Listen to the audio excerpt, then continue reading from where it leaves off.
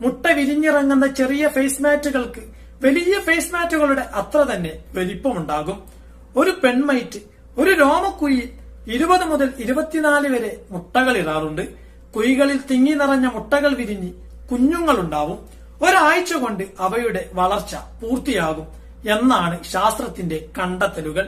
ഇവ മനുഷ്യ ശരീരത്തിൽ നിന്നു തന്നെയാണ് ഭക്ഷണം സ്വീകരിക്കുന്നത്. ഇവക്ക് മാലിന്യം പുറന്തള്ളാനുള്ള പ്രോസസ് ഈ സൂക്ഷ്മ ജീവികൾക്കില്ല. അതായത് മലദ്വാരം എന്ന സംവിധാനം ഇവയ്ക്ക് ഇല്ല. ഇവ ജീവിതകാലം മുഴുവൻ ആർജിച്ച മാലിന്യങ്ങളെല്ലാം ഇവയുടെ ഉള്ളിൽ തന്നെ കെട്ടിക്കിടക്കും. അവസാനം വീർത്ത് പൊട്ടിത്തെറിച്ച് മലം മൊത്തം പരത്തി സ്വയം ചത്തു തീരലാണ് ഇതിന്റെ രീതി. അതുകൊണ്ട് തന്നെ ചിലർക്ക് മുഖത്ത് ചുവന്ന പാടുകൾക്കും തിണർപ്പിനും ഇത് കാരണമാകാറുണ്ട്. ഇപ്പോ മനുഷ്യന്റെ മുഖത്ത് മാത്രം ജീവിക്കുന്ന ചില ജീവികളെ കുറിച്ചാണ് നമ്മൾ പറഞ്ഞു വന്നത്. ഇനി മനുഷ്യ ശരീരം